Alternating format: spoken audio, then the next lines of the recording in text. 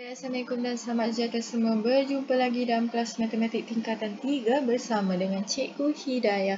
Baik, dalam kelas hari ini kita akan masuk kepada bab baru iaitu berkaitan dengan lukisan berskala dan kita akan lihat kepada subtopik 4.11 dan 4.12 di mana secara ringkasnya dalam kelas kita hari ini kita akan belajar mengenal pasti atau memahami apa itu lukisan berskala dan juga kita akan mentafsirkan skala. Apa yang dimaksudkan dengan skala? Apa kepentingan skala? Apa yang boleh diberi oleh skala? Melalui nilai skala kita boleh tahu apa. Okey, so itulah secara ringkasnya apa yang kita akan pelajari hari ini.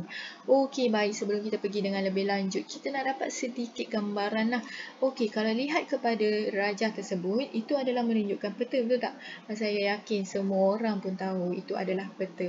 Adakah kamu semua pernah lihat peta? Takkanlah tak pernah lihat kan? Pernah guna peta? Mungkin ada setengah yang tak pernah pengguna. Tapi saya yakin dalam subjek geografi pernah disentuh tentang peta ini. Jadi apa yang sebenarnya boleh diberi melalui peta? Peta itu apa? So kita tahu semua peta itu adalah merupakan satu lukisan lukisan semula yang memberi gambaran kedudukan satu kawasan ke satu kawasan yang lain. Jadi contohnya kita nak tahu dari satu negeri ke negeri lain. Contoh Johor, Melaka kan jauh jaraknya kan. Jadi mustahil lah untuk kita melukis dengan jarak yang sama. Contoh Johor ke Melaka dah berapa ratus kilometer kan. Takkanlah kita nak lukis dengan ukuran yang sama di dalam kertas lukisan. Kan berapa panjang pula, berapa banyak pula kertas yang nak digunakan kan. Jadi di sini kita menggunakan konsep lukisan berskala di mana kita melukis semula kedudukan tersebut dan dipindahkan ke dalam satu lukisan yang kita namakan peta, tetapi lukisan tersebut adalah dengan skala.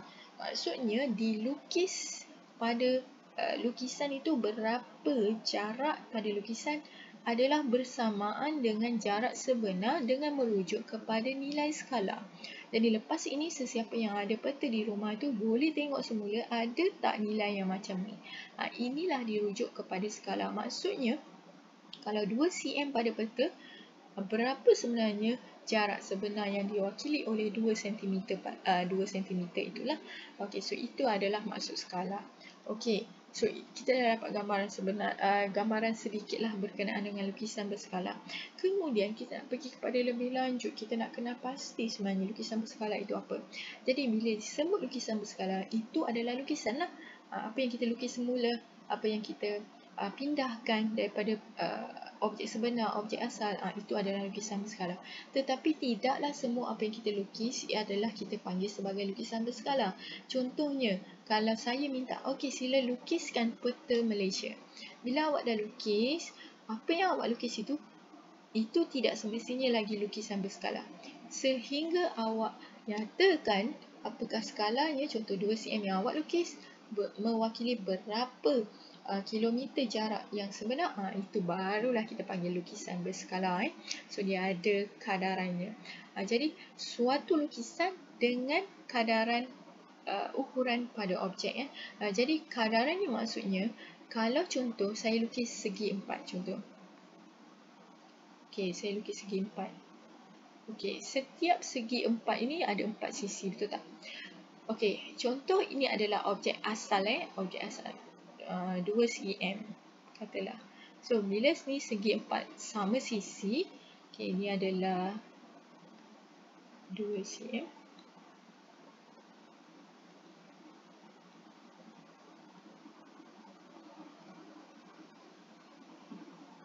Okey, so apabila saya nak lukis semula, okey sila lukis semula ini objek asal. So saya pun melukis dengan yang besar lah. Okey.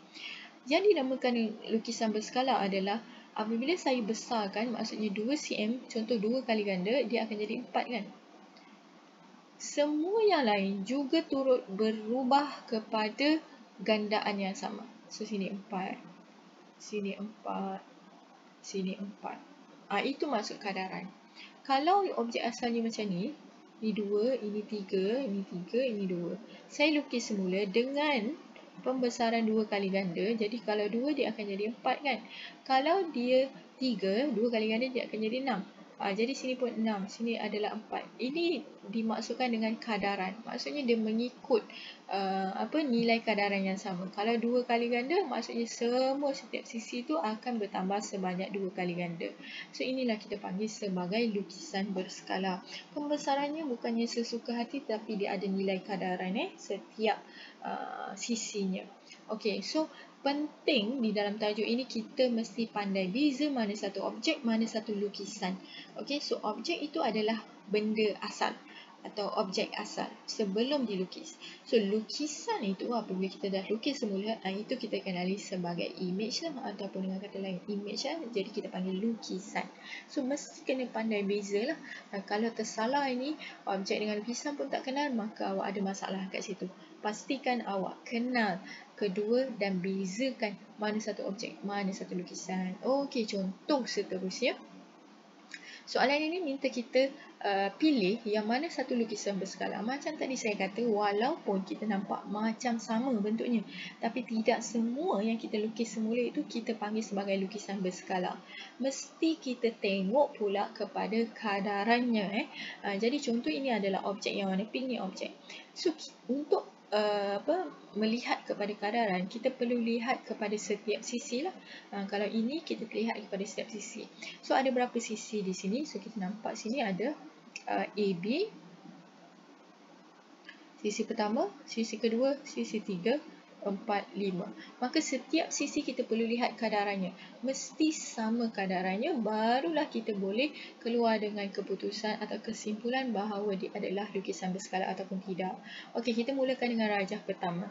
Okey, kalau sisi pertama AB, kita mesti cari sisi sepadan dengan dia. Jangan pula tak tentu hala yang tidak berkaitan. So kita nampak di sini AB dengan lukisan di sini, kita akan kira lukisan sini berapa. So lukisan sini 3 petak kan, ataupun 3 unit. Jadi di sini berapa? 3 unit juga. Ini pun 3 unit. Okey, untuk yang serong ini, okey, bergantung kepada bagaimana anda nak mengira lah. Kalau begini, dinasihatkan kira sahaja satu melangkaui separuh ini sebagai satu lah. So sini 1, 2, 3, 4, 5, 6. So maksudnya sisi ini 6 unit. Yang di bawah last sekali kiralah macam biasa 1, 2, 3, 4, 5, 6, 7, 8, 9. So di bawah sini 9. Okey, so kita dah kira semuanya sekali. Untuk objek pun samalah, kita kira 2, 2, 2, sini 4, sini 2, 4, sini 6. Okey, so kita dah dapat satu nilai untuk kedua-dua objek dan lukisan. Apa yang kita perlu buat untuk menentukan kadaran adalah kita akan ambil lukisan. Lukisan, contoh untuk sisi yang pertama. Lukisan sini 3. Jadi kita perkan dengan objek 2. So kita dapat kadarannya adalah 3/2. Sekiranya dia adalah lukisan berskala, semua sisi yang lain kadaran juga adalah 3/2. Jadi kita cek. Untuk yang BC, sini 2 kan? So sini pun 3/2 lah. Okey, ini pun 3/2. So setakat 3 sisi ni dia dapat kadaran yang sama lah. Okey, kita teruskan yang seterusnya, yang keempat. So sini 6 kan? Kita perkan dengan, bandingkan dengan objek 6/4. Okey, 6/4 ni boleh dikecilkan sifir 2, maka kita akan dapat 3/2. Okey, so di sini kita dapat yang masih lagi sama. So maksud setakat 4 sisi ni dia berkadaran. Pergi kepada yang ke 5. So seterusnya 5, 9/6. So ini juga boleh dikecilkan guna sifir 3, iaitu 3/2. So apa yang kita dapat adalah kelima-lima sisi itu akan memberikan nilai kadaran yang sama, iaitu 3/2. So kita boleh rumuskan bahawa rajah 1 ini adalah merupakan lukisan berskala bagi objek A, B, C, D. Okey, so saya harap itu clear lah. Okey, kita pergi kepada contoh rajah 3. Okey, kita nak tengok rajah 3 ni berkadaran ke tidak. Sesama, kita akan kira bilangan unit bagi setiap sisi lah. So, sini 1, sini 1, sini 2, sini 3. Dan ini bawah adalah 4. Okey, kita akan bandingkan dengan objek. So, gunakan sisi sepadan. So, sini 1 perkan dengan objek di situ 2. Okey, So maksudnya apabila kita dah cari satu sisi, sepatutnya sekiranya dia adalah lukisan berskala, setiap sisi yang lain juga kita akan dapat kadarannya adalah 1/2. Okey, so kita cek betul ke tidak. Okey, untuk sisi yang ini masih lagi 1/2. Okey, untuk sisi yang ini, yang ketiga, so panjang bagi sisi ketiga bagi image adalah 2. Yang objek adalah 2. So, apabila nak mencari kadaran image bahagi objek 2/2. So, 2/2 bila dikecilkan kita akan dapat 1. Di sini sahaja kita dah dapati dia tidak sama dengan sisi-sisi sebelumnya. Di mana sisi sebelumnya kadarannya 1/2. Tapi pergi kepada sisi ketiga, kita dapat 1. So, kita dah tak perlulah nak teruskan yang lain. Once kita dapat 1 tak sama, maka apa yang kita boleh simpulkan di sini adalah rajah 3 adalah bukan lukisan berskala. Okey, so nampak kat situ, nampak macam sama bentuknya. Tetapi ingat sekali lagi, tidak semua bentuk yang sama adalah merupakan lukisan berskala. Mesti pastikan skala dia punya kadarannya adalah sama.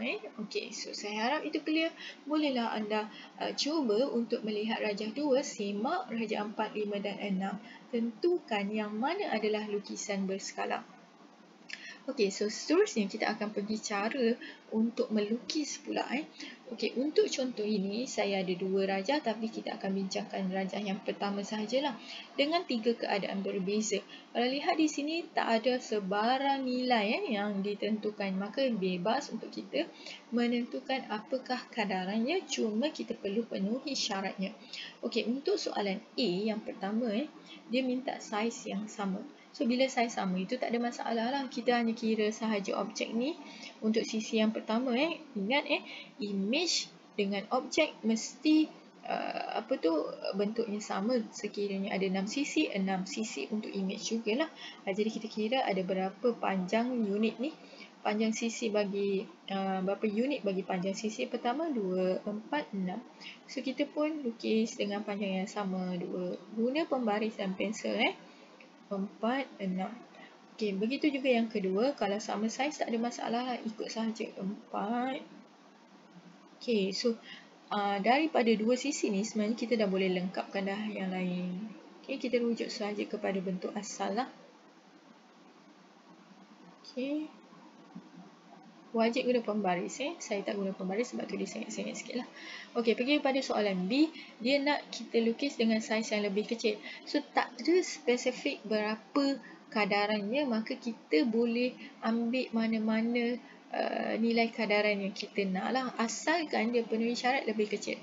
So, untuk sisi yang pertama, sekiranya objek asal tu 6 unit, maka kita boleh ambil mana-mana unit asalkan dia lebih kecil lah. Katalah saya nak lukis sisi tu kepada 3 sahaja. Okey. So, kita kena pastikan berapa kadaran bagi sisi pertama yang kita buat. So, ini adalah lukisan. Ini adalah objek. Ingat kadarannya kita sentiasa bandingkan lukisan per objek lah. So, lukisan kalau kita dah lukis 3, objeknya 6 kan. So, kita kecilkan sifar 3, kita dapat 1/2. So, maksudnya kadaran untuk setiap sisi yang lain mesti juga 1/2. Maksud 1/2 itu adalah setengah kali ganda lah, separuh daripada asal kan. Jadi, kalau 4 separuh daripada asal, dia akan jadi 2. Okey? Nampak tak? Dia lebih kecil kan? Asalkan dia penuhi syarat lebih kecil. So, yang di bawah itu samalah. Sebab itu saya kata daripada 2 sebenarnya kita dah boleh lengkapkan yang lain. Dah tak ada masalah. Boleh teruskan. Okey, awak guna pembaris nanti akan dapat lebih tepat lah. Okey, yang terakhir adalah C, kita nak lebih besar. So, sekali lagi kita tak diberi pun, tidak ditetapkan berapakah nilai kadarannya, maka kita boleh gunakan apa nilai yang kita nak, asalkan dia penuhi syarat lebih besar. Katalah saya nak lukis sisi yang pertama di atas ini kepada 12. So, 1, 2, 3, 4, 5, 6, 7, 8, 9, 10, 11, 12. 10, 12. Okey, asalnya 6, saya lukis 12. So, kadarannya 12/6. So, maksudnya 2 kali. 2 kali ganda lebih besar kan. Jadi sekiranya satu sisi itu kadarannya 2 kali ganda, maka sisi lain juga perlu mengikut kadaran yang sama. Itu maksud lukisan berskala lah. Okey, jadi 4 maksudnya 2 kali ganda, dia akan jadi 8 lah. 4, 6, 8. Okey. Bawah ni dia akan ikut yang sama lah. Okey, so itulah dia maksud lukisan berskala. Okey. So teruskan untuk yang lain. Kalau 2 kali ganda dia akan jadi 4. Yang di bawah sini kalau 4 dia akan jadi 8 lah. 6, 8. Okey, yang lain ni kita teruskan, kita sambung saja untuk melengkapkan bentuk yang sama. So ini yang dimaksudkan dengan lukisan berskala. Okey, mesti penuhi kadarannya. Okey, so saya harap di situ jelas. Next kita akan pergi bagaimana kita nak tafsir skala bagi suatu lukisan berskala. So pertama ni kita nak lihat kepada maksud. Apa itu skala sebenarnya? Skala ini sebenarnya kalau kita lihat daripada definisinya, skala ini merujuk kepada nisbah. So, bila kita sebut nisbah, maksudnya kita ada perbandingan. Jadi, perbandingan antara apa? Lukisan dan juga objek. So, kena ingat lagi sekali, dia lukisan kepada objek. Okey, so lukisan dengan kata lainnya adalah image. Okey, lukisan dengan kata lainnya adalah image. Ini objek yang asal lah. Okey, kenapa penting skala? Macam tadi saya kata, saya bagi contoh peta kan. Jadi tanpa skala kita tak tahu sebenarnya berapa jarak sebenar yang diwakili ukuran pada peta itu kan. Jadi melalui skala dia dapat memberi gambaran sama ada lukisan adalah lebih kecil atau lebih besar daripada objek. Okey. So, ini adalah merupakan rumus bagaimana kita nak mencari skala lah. So, kalau perhatikan di sini, rumusnya mesti ukuran lukisan. So, jangan terbalik mesti lukisan dahulu per dengan objek. Okey. Ataupun kita juga boleh tulis dalam bentuk titik 2 bertindih begini. Tetapi dia sama. Dia mesti merujuk kepada lukisan dahulu baru objek. So, ini tak boleh tertukar. Kalau tertukar, awak akan jadi salah. Okey, dan seterusnya flow dia adalah daripada lukisan dan objek yang awak dah gantikan, kita akan menukar nilai ukuran bagi lukisan itu kepada 1. Nanti kita lihat bagaimana kita nak tukar kepada 1. Dan N itu mewakili nilai ukuran lah. Okey, nilai ukuran maksudnya N itu boleh selain daripada 1, bergantung kepada apakah perubahan yang telah kita lakukan. Dan ini adalah merupakan rumusan untuk nilai N. Sekiranya nilai N itu lebih kecil daripada 1, so 1 ini adalah sebagai rujukan kita. Sekiranya dia lebih kecil daripada 1, maka apa yang kita boleh kata adalah lukisan ataupun image yang kita lukis itu adalah lebih besar. Dia terbalik kalau dia kurang daripada 1, dia lebih besar. Contoh di sini, kalau saya dapat skala tu 1 kepada 1/2. Okay? So 1/2 itu sebenarnya kurang daripada 1 kan, dengan kata lain dia 0.5. Okey, nilai pada skala itu ditulis sama ada dalam nombor bulat ataupun pecahan jadi elakkan untuk menulis nilai pada skala itu dalam bentuk titik perpuluhan lah, tulis dalam bentuk pecahan Sekiranya N itu lebih besar daripada 1. Contohnya 1 kepada 3. Ni N ni L kepada O. O tu adalah N. Okay. So, N tu merujuk kepada nombor yang kedua di sebelah belakang. Kalau N tu lebih besar daripada 1, dia kena terbalik lah. Maka lukisan atau image yang awak lukis tu mesti lebih kecil daripada objek. Dan terakhir sekali, kalau N sama dengan 1 ataupun 1 kepada 1, maka kita boleh kata saiznya adalah sama dengan objek. Okey, kita nak tengok contoh. Ini sebenarnya saya ambil daripada buku teks awak lah, muka surat 90 boleh rujuk dekat situ. Bagaimana kita nak menentukan skala? Okey, dalam soalan ni, diberi ini adalah objek. So, ini adalah merupakan rujukan kita. Dan kita diberi ada 5 rajah yang lain. Daripada 5 rajah ini, kita nak tentukan apakah skalanya. Dan ini telah diberitahu bahawa ini adalah lukisan berskala lah. So, kita tak payah nak buktikan lah setiap sisi, tak payah nak kira. Jadi, kita nak tengok skalanya. Contoh bagi rajah 1 dah ditunjukkan. Okay, kita pergi kepada rajah 2. Jadi nak tentukan skala tadi, rumus dia apa? Ingat lagi, L kepada O. So, mesti lukisan dahulu kepada objek. Jadi, apa kita buat? Hanya pilih salah satu sisi sahaja. Contoh, kalau saya pilih sisi P prime, Q prime.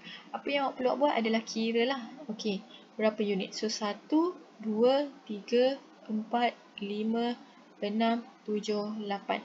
So, 8 unit apa awak buat adalah sila penuhkan, lengkapkan ruangan sini. 8 PQ, P prime, Q prime.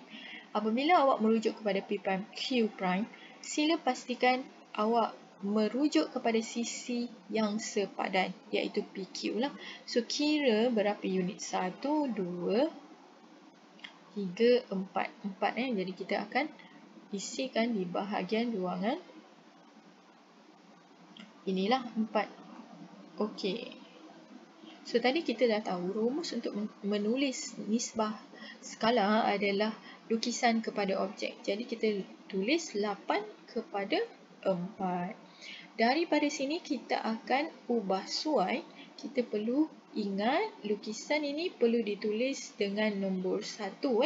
Jadi, macam mana nak dapatkan 1? Logiknya adalah semua nombor sekiranya dibahagikan dengan nombor sendiri, kita akan dapat 1.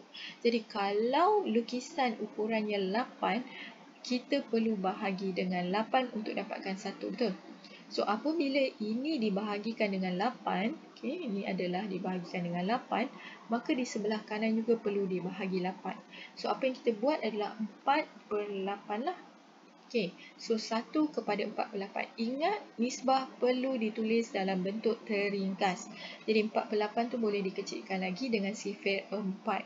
Jadi, kita boleh tulis 1 kepada sifir 4, 1/2. So, inilah dia nisbahnya. Okay, so 1 itu mewakili L atau lukisan 1/2 mewakili O.